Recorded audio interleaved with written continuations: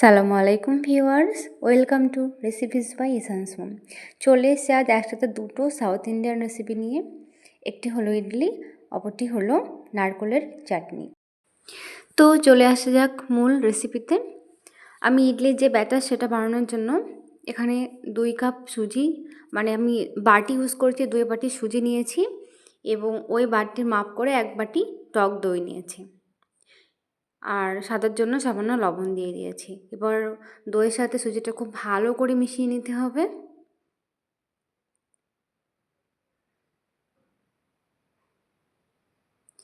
এবার আমি অল্প করে জল দিয়ে সুজির ব্যাটারটা তৈরি করে দেবো। একসাথে সব জল দেবো না, আমি অল্প করে করে দিয়ে ব্যাটারটা গুলে নেব। আর আমি যে বাটির সুজি এবং যে বাটিতে দই দিয়েছি ওই একই বাটির পরিমাপ করে 1 বাটি জল এখানে দিয়েছি ব্যাটারটা গোলার জন্য। তখন ব্যাটারটা আমার গলে গেছে। এবার আমি রাতে কিছুটা যেটাকে কলাইয়ের ডাল বলে, আবার এটাকে উড়ির ডালও বলে অনেকে চেনে, তো আমি হাফ বাটি মতো উড়িদ বা কলাইয়ের ডালকে রাতে ভিজিয়ে রেখেছিলাম, সেটার মিক্সচারে একটা পেস্ট করে নিয়েছি। এবার ওই কলাইয়ের ডালের পেস্টটা আমি ওই সুজির ব্যাটারে দিয়ে দিচ্ছি। খুব ভালো করে মিশিয়ে নেব। ব্যাটারটা কিন্তু খুব ভালো করে মিশিয়ে নিতে হবে। এবার আমি এটাকে ঢাকনা দিয়ে রেস্টে রাখবো 20 থেকে 25 মিনিট মতো। এবার আমি নারকেলের চাটনিটা বানিয়ে নেব। নারকেলের চাটনিটা বানানোর জন্য আমি এখানে একটা নারকেলের অর্ধেকটা ইউজ করেছি, একটু ছোটো ছোটো করে কেটে নিয়েছি। এবার সেগুলোকে একটা মিক্সচার জারে দিয়ে দিচ্ছি।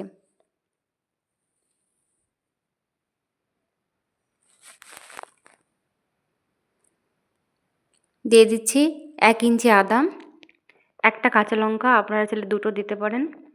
আর দিয়ে দিচ্ছি একটু ছোলা, যেটা ডাল বানাই আমরা, সেই ছোলাটাকে একটু ভেজে নিয়েছিলাম তেলে, সেটা দিয়ে দিয়েছি। আপনারা এখানে একটু ধনেপাতা দিয়ে দেবেন, আমার কাছে ছিল না বলে আমি দিতে পারিনি, তো আপনারা ধনেপাতাটা দিয়ে দেবেন, এতে টেস্টটা আরও বেশি বেড়ে যায়। আর দিয়ে দিয়েছি সামান্য একটু জল। এবার এটাকে একটা ভালো করে পেস্ট বানিয়ে নেব। আমার নারকেলের পেস্টটা একদম রেডি হয়ে গেছে, দেখুন। এবার আমি এর উপর তড়কা লাগানোর জন্য একটা তড়কা প্যান নিয়ে নিয়েছি। তাতে 1 চামচ গোটা সরষে, গোটা জিরে 1 চামচ আর একটা শুকনো লঙ্কা দিয়ে দিচ্ছি। এবার ওভেনে আমি হালকা আঁচে এটাকে ফ্রাই করে নেব। দিয়ে দিচ্ছি কয়েকটা কারি পাতা,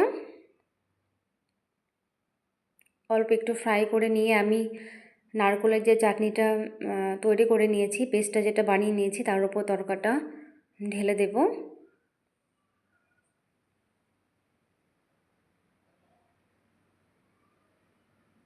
এবার তড়কার সাথে নারকেলের পেস্টটা খুব ভালো করে মিশিয়ে নিলেই তৈরি হয়ে যাবে নারকেলের চাটনি। স্বাদের জন্য দিয়ে দিচ্ছি একটু বিট লবণ, আপনারা চাইলে সাদা লবণটাও দিতে পারেন, যেটা নর্মালি আমরা খাই। ব্যাস, আমার নারকেলের চাটনি একদম তৈরি হয়ে গেছে।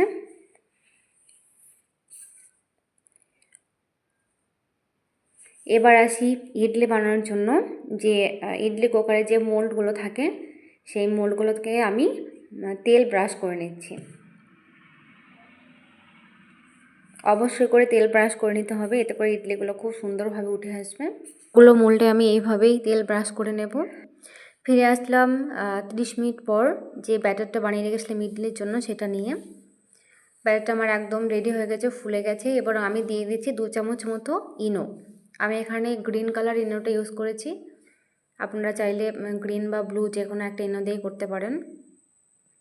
খুব বেশি মিশানোর পর, ইনোটা মেশানোর পর খুব বেশি রাখবো না, সঙ্গে সঙ্গে এটাকে দিয়ে দিতে হবে। একটু ভালো করে মিশিয়ে নিয়েই মোল্ডে দিয়ে দিতে হবে। তো ব্যাটারটাকে আমি একটা চামচের মাপ করে মোল্ডে দিয়ে দিচ্ছি। ব্যাটারটা এখানে ভর্তি করে মোল্ডে দেওয়া যাবে না, কারণ ব্যাটারটা ফুলবে অনেকটা, তো কিছুটা ফাঁকা রেখেই ব্যাটারটাকে দিতে হবে। আমার একটা মোল্ডে রেডি হয়ে গেছে, আমি আরেকটা মোল্ডে দিয়ে দিচ্ছি।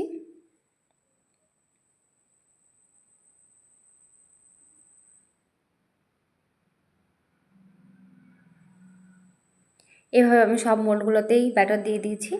এবার আমার ইডলি কুকারে আমি কিছুটা একদম নিচে মানে কিছুটা আমি জল দিয়েছি এবং তাতে একটা লেবুর অর্ধেকটা দিয়ে দিয়েছি এবং কিছুটা গরম করে নিয়েছি জলটাকে। তারপর আমি ইডলি যে মোল্ডগুলো সেটা পরপর সাজিয়ে দিয়ে দিয়েছি। এবার আমি এখানে 5 মিনিট মতো হাই ফ্লেমে 5 থেকে 10 মিনিট মতো হাই ফ্লেমে কুক করার পরে একদম লোতে কুক করতে হবে। আর এটা 25 থেকে 30 মিনিটে খুব সুন্দরভাবে তৈরি হয়ে যায়। দেখুন আমি একটু দেখে দিচ্ছি, আমার এই ইডলিগুলো এখানে একদম তৈরি হয়ে গেছে। আমি নামিয়েও নিয়েছি অলরেডি ঠান্ডা করার জন্য। আর ঠান্ডা হয়ে গেলে আমি এগুলোকে এক এক করে তুলে আপনাদের দেখাচ্ছি। দেখুন তুলে নিচ্ছি। আমি এখানে একটা চামচের সাহায্যে, খুব পাতলা একটা চামচের সাহায্যে আমি ইডলিগুলোকে তুলে নিচ্ছি। খুব সুন্দরভাবে উঠে আসছে, দেখুন কতটা সুন্দর হয়েছে। এভাবে আমি সবগুলো ইডলি তুলে নিয়েছি। আর বাকি যেগুলো আছে সেগুলো ঠিক এই সেমভাবে আমি তুলে নেব।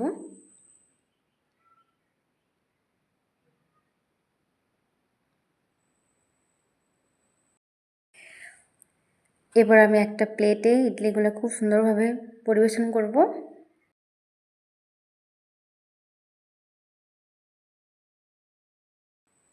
ইডলিগুলো একদম পারফেক্ট হয়েছে।